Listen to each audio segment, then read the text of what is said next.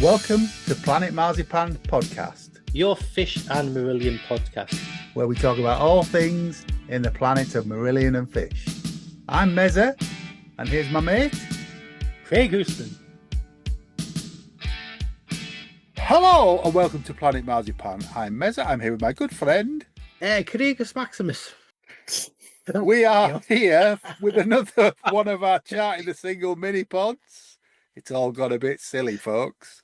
We are here to discuss Fish's third solo single, A Gentleman's Excuse Me, and we welcome back Stephen Wicks. Hello. Kieron Buxton. Hello. Mark McCormac. Hi, chaps.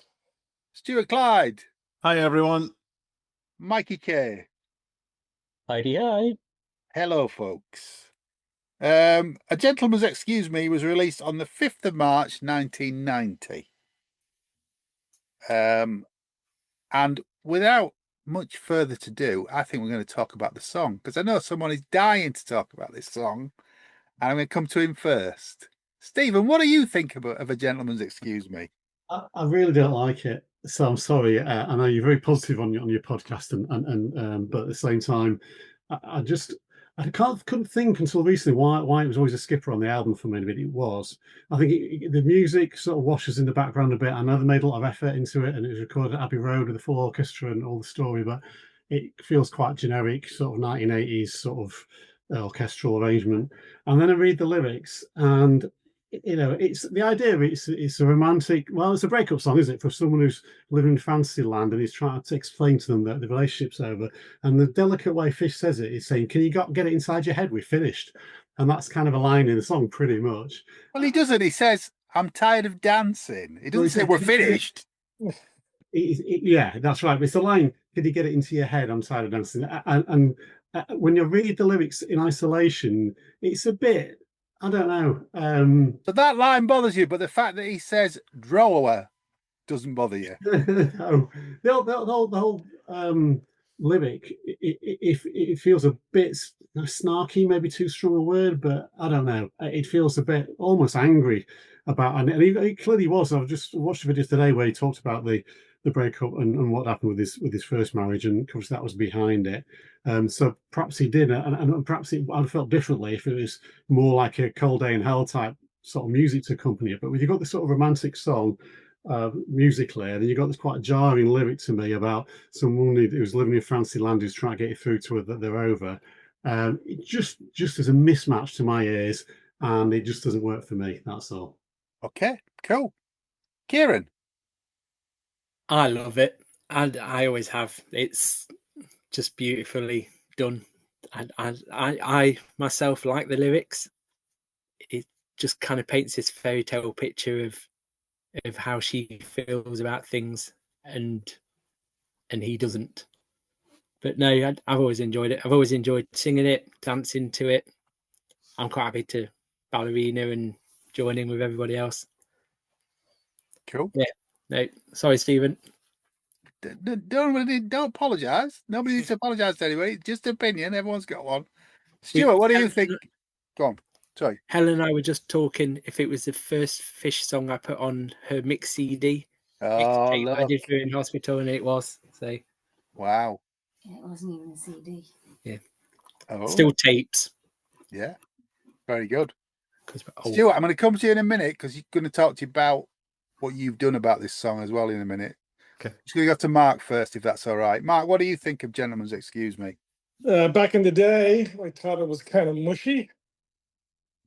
But as the years have gone on, I love it. I've played it about 5 or 6 times this week, and it's just fantastic. Yeah. I love the orchestration on it. It was Gavin somebody, wasn't it? And yeah, just lovely. Really good. Yeah. Mikey, what do you think of it? I've always loved it. My only gripe with it from day one, and I think it was just the way it was recorded. I know Fish was asked to sing with the orchestra, which she was told was like very high praise indeed. And like it was like 2 takes and out. So, hats off to him for the delivery, with only 2 takes. But I think there's a certain dynamic missing when you hold it up to the rest of the album. I think the voice just sounds a little bit muddy in parts, and I think that's because it's all coming from one filter. You're getting the orchestra and the voice in one. But I do love the song. I think it's absolutely amazing. But now that Stephen's mentioned it, I think some of the lyrics do sound a bit gaslighty now in a modern day context. I would just imagine there when you mentioned it, Stephen, that the opening line, do you still keep paper flowers in the bottom drawer with your Belgian lace? And imagined a rolling eye emoji at the end of it, which just gives it a completely different context. But yeah. It's my wife to read the lyrics. No, do you still keep paper flowers? No. Yeah. But yeah, no. Yeah, sorry, asked my wife just to read the lyrics without knowing the song. What do you think of that? What do you think of those lyrics? And she thought, well, it's just a not very nice having to go at somebody sort of lyric. That's just anyway. Sorry. You're still in the minority on it, Stephen, but keep going. You're all right. Craig. I think it's one of the most beautiful fuck off songs going. It is. It's every people. Oh, it's a romantic song. No, it's like it's. I think you're quite right. It's quite gaslighty, but it's trying to say it to somebody that you in the nice way that you're at the end of their tether. But I know on the Fish did an interview about 5 years ago on there's a YouTube page, Top 2000 to Go, and he basically explains the writing of the song and the origins of it being problems in the marriage with Tammy at the time, because they'd moved up from Gerrard's Cross to Scotland, and one of the reasons they've moved up from Gerrard's Cross to Scotland is because she was having an affair, and he wanted to get away from the person she was having an affair with, because he's caught them in the act essentially. And this is nothing that he hasn't said physically in this interview. That is there on YouTube, so go and hunt it out. But I love the orchestration and everything on it, and it's always been one of my favorite Fish songs, whether it's a gaslighty fuck off or not. Yeah. I'm just going to chip my bit in, and then we come to Stuart, if that's all right. I think it's brilliant. It's a side of Fish that we've never seen before, and for that alone, it's an absolute stunning track. I take Stephen's point about that one line, and I have an issue with the fact that he extends the word draw to make it scan, but it's absolutely brilliant. Stuart, what do you make of it? It'll come as no surprise to you that I absolutely love this track. It is just stunning in every way in my eyes. It's been beautifully written and beautifully performed on the album. It carries on that orchestral theme. We had the big brass and big wedge, and now we've got woodwind as well. I mean, how many other songs do you know? Singles that feature an oboe, for goodness sake. I mean, maybe Bright Eyes or Kiss from a Rose or something. I think counting the fingers on one hand, but they do it, and they do it beautifully, and they carry it off brilliantly. It's just been absolutely stunningly written and stunningly played. And I think the fact that it was 2 takes and you're in and out probably added to the urgency of it and captured something that you probably would have lost if you had the opportunity to re-record. So I think it's stunning from start to finish. You've actually done a bit of a reworking of this with Martin and with Still Marillion, haven't you? You played this live. Yeah, we do. And this started off, it must be close on 3 years ago now. I suggested to Martin at some point in time that it would be nice if he and I did just a vocal piano duet, give the rest of the guys a break to go on, just a bit of a change in dynamic in the show.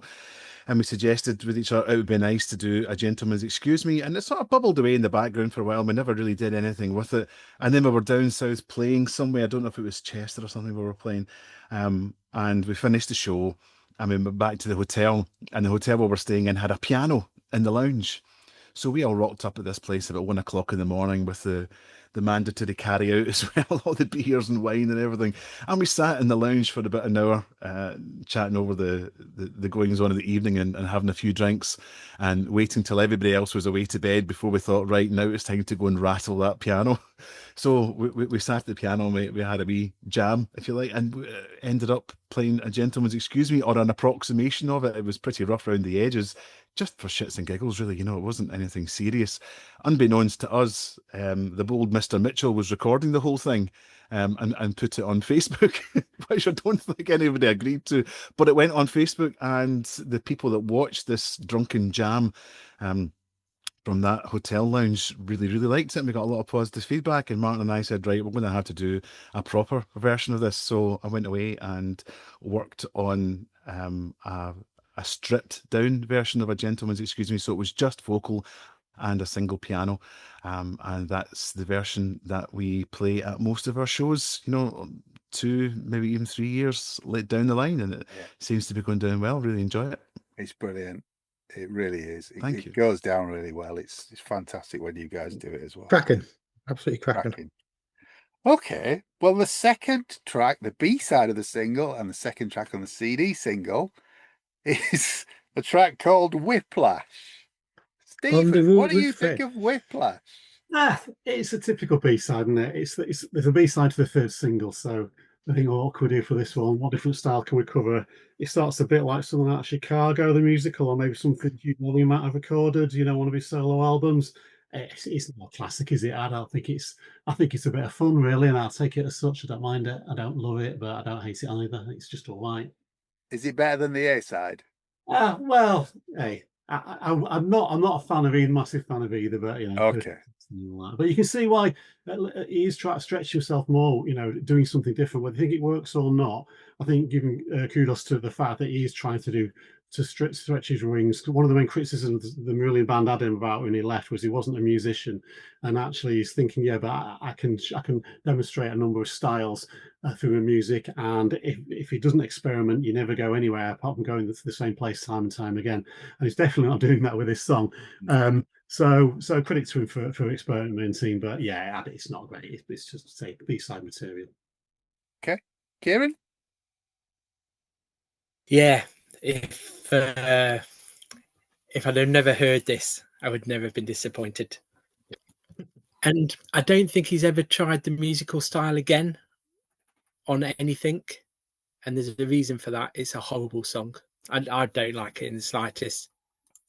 You know, Tubbs doesn't like it either. Okay. That's not Helen. That's the dog. Yeah. Yeah. But no, it's just, I don't know. I had to listen to it again this weekend, and it doesn't go anywhere. It doesn't do anything.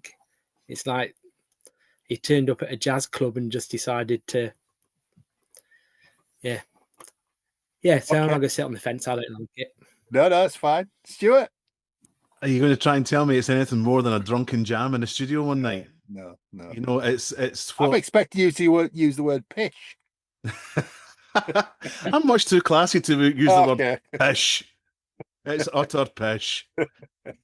No, it's what any group of drunken musicians would do. It's a 12-bar jam with no real structure other than following that 12-bar blues chord structure in any given key, and you just rattle around those same 3 chords over and over again, make up words. Everybody takes a wee solo every now and then, and they all end up sounding the same no matter who you are. You know, every band's done it at some point in time. I think Van Halen had one, a drunken jam track. I think the Doors probably made a career out of it. But it's some kind of drugs or drink fueled jam session, which starts off nowhere and doesn't end up getting much further than that. Yeah, it's a shit. We need a B-side, isn't it? Really? Yep. Yeah. Mark. Well, where do I start? My thoughts were it did come out of a jam session, and I think it's a lot of fun, especially all the tires screeching and stuff towards the end. It did remind me of the Doors. As Stuart mentioned the Doors there, and I love it. Okay. Cool. I love it. I played it about 3 times today. All right. Yeah, I think it's a good old jam. Cool. Yeah. Mikey. What Jack and Jill could have been, you know? Go on, Mikey. Follow that. Okay, then. One, I think we were lucky to have a third B side at all. So for that, I'm grateful. Two, I think all of the sound effects are way too imposing on the track itself. But I get why they did it. And three, I think the Goodies would have done a better version of it. It reminds me of Bernard Cribbins. I was going to say Bernard, but the Goodies won. Yeah. Okay. Penny Hill might have even done a better version. Yeah, We'll not true. go there. Be faster, wouldn't it, if it was Penny Hill? Craig. And the video would have been better. Yeah, the video would have been much better. I agree with the guys in that it's a drunken jam demo that was just a bit of fun with the band and having a bit of fun about being on tour and a road crew and that, and it's filler, but it's entertaining enough. It's not brilliant, but it's a little bit of fun. And I think they were probably just stretched for B-sides. You know, it's a bit like with on Afraid of Sunlight with like Icon and Live Forever and something like that. It's just a demo that had been worked that's just chucked on. Yeah, absolutely. It's just a jam, isn't it? But it's not on the album. Well, it is. It's on the end of the remixed album, isn't it? That he's just put out. He's whacked it on as the last track, but I think it was on the Roadrunner reissue as it well. was on the others, yeah. Yeah. But he's reordered it. It's the last thing on there. Okay. And then there is another track on the 12-inch and the CD, which is the demo of The Gentleman's Excuse Me. I'll probably not ask Stephen what he thinks because it's not radically different. Look, you even heard it, so no. You should hear it. No, don't. What do you think about the artwork? Do you want to do formats? Yeah, do formats then. Go on. It was out on cassette again. There was 7-inch. There was a 7-inch red vinyl. And there was a 7-inch shaped picture disc. 12-inch picture disc and a 5-inch CD single. Yeah. So it was quite a lot of formats again. The 7-inch cut out shaped picture disc is quite pretty as well, isn't it? Isn't it weird that it looks like Tammy? It does. It is because it is Tammy. Yeah, but I think that's strange, don't you? But it's in light of what the song's about. Yeah. This is the guy who wrote Kaylee, after the woman called Kaylee, and it's yeah, but he split up with her. He's still married to her at this point. Yes, it's all a bit yeah. But it's nice artwork. Yes, it's very nobody pretty. else. Yes, it's very pretty. It's nice. Not my favourite, but a bit like Lavender, isn't it? You're not going to stick it on a t-shirt, but it's all right. You know. It was a t-shirt though. I think there was a limited run of them. Yeah. He wouldn't miss that opportunity, would he? Put it on a t-shirt. What about chart performance, Mikey? So it came in at 30, and then it dropped to 31, then 54 and out. It was the 6th highest new entry that week, and to be fair, he didn't have a hope in hell's chance. It was a very, very strong chart, and looking at it, the emergence of certain very strong bands was becoming prevalent. The Stone Roses in Spiral Carpets. I mean, the Stone Roses had 2 songs in the top 40 at the time. You had Depeche Mode's Enjoy the Silence, Nothing Compares to You, Sinead O'Connor, Erasure Blue Savannah, Love Shack B-52s, Advice for the Young at Heart from Tears for Fears, Kate Bush's Love and Anger. It was a really strong chart at the time. God awful number 1 though. It was Be Good to Me by Beats International, which I never really liked. And the highest new entry that week was yet another Jive Bunny song. So, literally, all 3 singles that he had out, he was chasing Jive Bunny. Hiding But to it's nothing, yeah, wasn't it? but it's strange though, because this actually charted higher in the Netherlands than it did in the UK, because it actually got a number 26 in the Netherlands. So, Okay. and it's and it's funny because with Big Wedge and with State of Mind, their Irish chart positions were, I think, 1 or 2 positions higher than the UK chart positions. So they were very, very similar, but they were just 1 or 2 higher. That's That was Mark. me. That's Mark. Yeah, That was Mark, yeah. multiple copies there. There's 60 copies of everything in the Marillion Yeah. Museum. So What about the video? now, the concept of the video is really, really good. The execution of the video is fairly poor. I bet it cost a fortune. It was filmed in Berlin. Yeah, It was filmed in no man's land. it was. Yeah, You know, you had like a local, like a people from like a dance, like a ballroom dancing kind of people do it in there. You know, they're doing waltzes on the Berlin Wall with searchlights going. The colors, though, it's very muted, and the ballroom scenes, it looks. I know that it's probably meant to look washed out, but it just looks very poorly executed. The concept's brilliant. And I get where the concept's coming from, even playing the grand piano in No Man's Land. There's so many nice that alone must images have of it. cost a fortune to put that Yeah. grand piano in No Man's Land. Yeah. So I think if it had been handled slightly better, it would have been absolutely stunning. It just isn't. Frank Usher sat on the wall for you. As a gypsy dancer. Yes. Yeah. And he dressed up. Has anybody else seen it recently? No. Sea of blank faces. No. I'm just flicking through it here on YouTube. It's very dark, isn't it? Yeah. It's very dark. Yeah. Yeah. Yeah. I mean, it's because it was shot on film, and I get what they're trying to do with it, but it could have just done with a better director. Okie doke. Anything else you want to say about Gentleman's Excuse Me? Stephen wants to move on. I think it was possibly the great white hope of the album that this was going to be the romantic sounding single, and this was going to be the one that crossed over like Kaylee crossed over to a general record buying audience of mums and people who, I'm not saying middle of the road, I'm not trying to denigrate the song like that, but I think it was designed that even your granny might like this. And Yeah, but the lyrics. Yeah. I see. I think you're going to alienate a lot of your female listeners for this song. Yeah. Whereas Kaylee was, it was the man's fault. This is the man saying it's the woman's fault.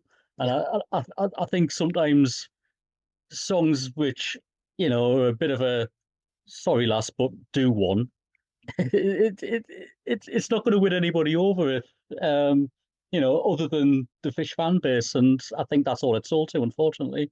Yeah, but I think you've got a lot of songs who, I mean, completely different genre. So you look at something like Bruce Springsteen's Born in the USA, people completely misconstrue what that song's about. And they're singing it to the top of the voice, but it's a protest song. And it's against. He doesn't say, "Can you get it inside your head?" Does he? That side. I know, but there's a lot of songs where people don't get the actual meaning for them, and they've been hits. Yeah. And so it's the days of the big ballad were behind us, though. Yes, you're talking about. Just like what Mikie said, yeah. Next year we had Neverland by Nirvana, and then Marillion did Holidays in Eden, and you wonder if EMI think it's still living in the 80s, thinking you can make these big ballads or big sort of commercial songs hits, and I think things had moved on. There's a big indie movement. There was a big grunge movement coming over from the States, and it does feel a bit of a hangover from the sort of 80s MTV. If you look at like 1989 and into 1990, the amount of what would have been like big hair rock kind of stuff, like bands like Heart and who were dominated the late 80s, Yeah. and going into 1990, they were all just swept away by like the indie scene and by the likes of Nirvana, and just a change in a change in musical tastes. Something like Metallica, the growth that they had in the early 90s and that as well. So there's a massive change in the music biz. Okay. That being said, if Seal had sang this, it probably would have got top 10. Would that have been He would have rewritten that line, wouldn't he? I bet he would have brought his Probably. oboe with him. He would, yeah. On that bombshell. Thank you very much for listening. Thank you very much to Stephen Wicks. Thank you. Thank you, Kieron Buxton. Thank you. Thank you, Mark McCormac. Thank you. Thank you, Stuart Clyde. Cheers, gents. Thank you, Mikie Kay. Cheers, guys. And thank you, Faye Goulston. Well, thank you. It's good night from me. And it's good night from him. Take care. And I hope he didn't die after the last episode. Stay alive.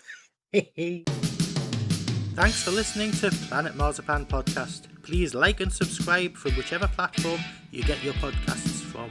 You can contact us at planetmarzipanpodcast@gmail.com and check out marillion.com, fishmusic.scot for all the good stuff.